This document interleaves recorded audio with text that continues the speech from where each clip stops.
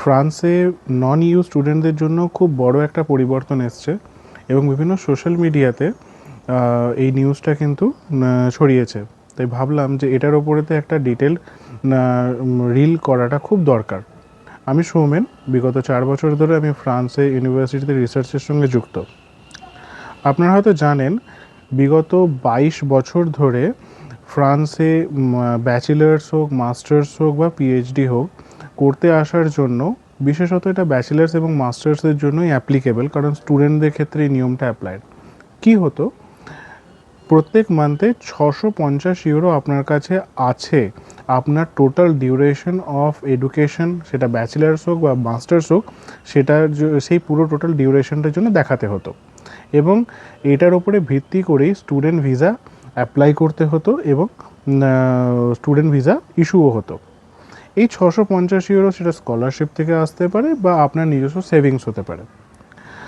22 বছর পর নিয়মের পরিবর্তন ঘটেছে এবং এই নিয়মটা 1 অগস্ট 2026 এই বছরের থেকে কিন্তু অ্যাপ্লাইড হবে। অ্যামাউন্টটাকে বাড়িয়ে এই অ্যামাউন্টটাকে কিন্তু এবার আপনাদেরকে মেনটেন করতে হবে যদি স্টুডেন্ট ভিসা অ্যাপ্লাই করা হয় এবং সেটা ব্যাচেলার্স হোক বা মাস্টার্স হোক। বেসিক্যালি এই অ্যামাউন্টটা অ্যাডজাস্ট করা হয়েছে রিসেন্ট ইনফ্লেশনস এবং মার্কেট কস্টিং এবং হাউজিং প্রাইসের ওপরেতে। যে অর্ডার নাম্বারটা এই নিয়মটার সঙ্গে জড়িত, সেই অর্ডার নাম্বারটা আপনারা এখন স্ক্রিনের মধ্যে এখানে হয়তো দেখতে পাচ্ছেন। এবং এই নিয়মটা কাদের ক্ষেত্রে অ্যাপ্লাই? এই নিয়মটা অ্যাপ্লাইড হচ্ছে সমস্ত নন ইউ স্টুডেন্ট যারা এই মোমেন্টে ফ্রান্সে নেই, প্লাস যে সমস্ত নন ইউ স্টুডেন্ট ফ্রান্সে অলরেডি আছে।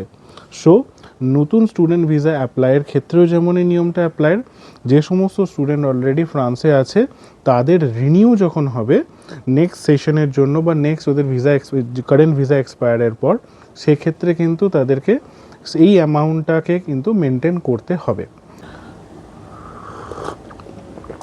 এই নিয়ম নিয়ে যদি কোনো রকম কিছু আপডেট আসে তাহলে আমি আবার একটি ভিডিও বানাবো অবশ্যই।